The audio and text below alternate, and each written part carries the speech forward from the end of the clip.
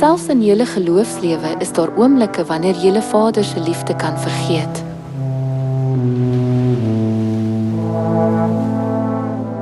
Tog moet julle nooit die liefde van ons hemelse Vader vergeet wat homself opgeoffer het om julle van die ewige dood te verlos en aan julle die ewige lewe te skenk nie.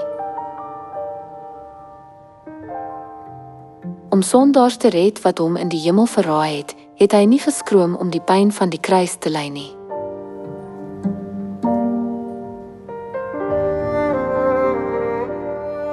Sewe en 30 lang jare het hy lyding gedra, sy liggaam verhard met eelte en gemerk met kneusplekke, tog het hy dit alles verduur ter wille van julle.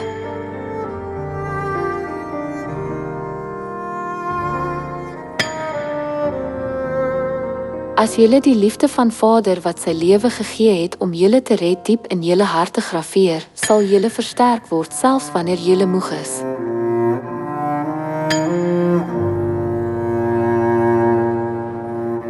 Vergeet julle sy liefde en dink net aan julleself, 'n swaar kry onvermydelik.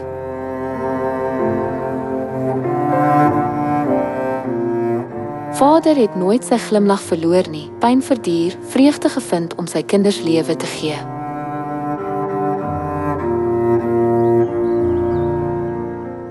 Graveer asseblief altyd in julle harte dat alles wat hy verduur het, hy gedoen het om julle te red.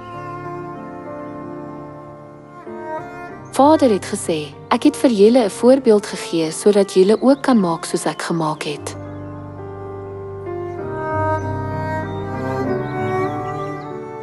Ek hoop julle volg Vader se voorbeeld en lei julle broers en susters met liefde, al verg dit 'n klein opoffering.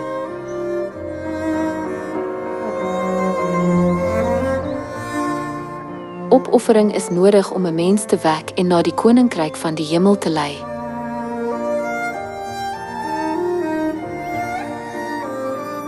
God se kinders moet geduldig verduur selfs wanneer ander ongemak veroorsaak. Hulle nooit seermaak nie, maar eerder self die pyn dra en ander op hul gemak laat voel.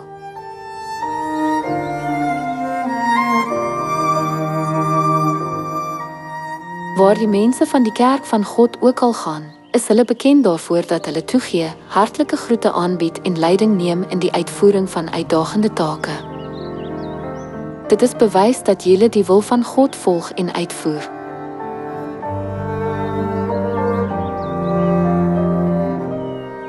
Om baie mense na die waarheid te lei, moet ons eers die waarheid van die lewe verkondig, maar ons moet ook liefde betoon deur dade. In 'n wêreld waar liefde koud geword het, word mense baie ontroer wanneer iemand werklik vir hulle omgee. Hoeveel meer geraak sal hulle wees as ons hulle die waarheid van die nuwe verbond pas gaan leer. Hulle het my soveel liefde gegee om my te red. Hulle het groot opofferings gemaak om my na die waarheid te lei.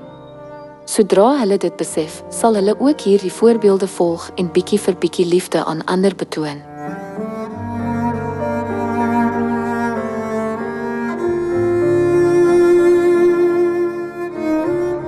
Na aanleiding van Vader se voorbeeld, moet julle julle broers en susters met liefde versorg en hulle na die koninkryk van die hemel lei.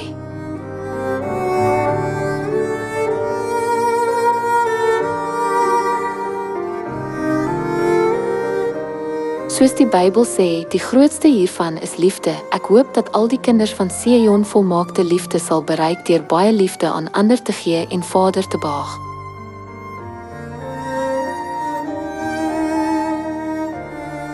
Wat Vader die meeste behaag, is dat sy kinders die Bybel ywerig bestudeer, ywerig preek en ywerig bid sodat hulle kan lewe.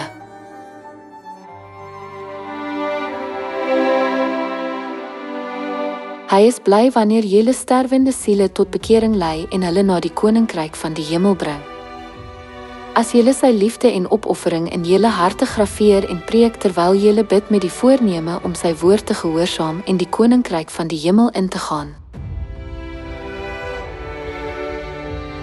sal Vader so bly en tot trane bewoe wees. Laat ons goeie dade doen sodat ons, wanneer ons hemel toe gaan, met trots vir Vader kan sê: Deur al hierdie pogings het ek hierdie broer gevind en hom hemel toe gebring. is Vader se genade om julle te roep en julle sy kinders te maak nie oorvol nie. Hy het julle kinders van die almagtige God gemaak, julle toegelaat om saam te werk in die evangelie en lei julle na die koninkryk van die hemel. Met dank aan Vader, laat ons al die swaar kry op hierdie aarde oorkom met die vreugde om die heerlike hemel binne te gaan. Alhoewel lewe op hierdie aarde nie maklik is nie, het ons die hoop op die hemel.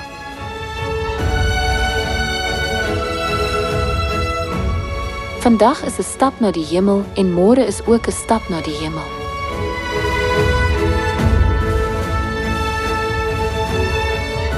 Aangesien die koninkryk van die hemel wat oorloop van vreugde op ons wag, laat ons krag bid en ons verheug in die heerlikheid wat op ons wag. Aangesien God sê, bid geduldig wanneer julle ook al in nood is, bid selfs meer. Julle moet met geloof in Vader bid, want hy hoor die gebed van die regverdiges. Vader het gesê dat al ons pogings en harde werk terwyl ons die evangelie verkondig en die lewe van geloof leef vir ewig sal skyn in die boek van die lewe in die hemel. Laat ons daarom net doen wat Vader behaag. Ek hoop dat julle baie beloning sal ontvang en dat julle name vir ewig pragtig sal skyn in die koninkryk van die hemel.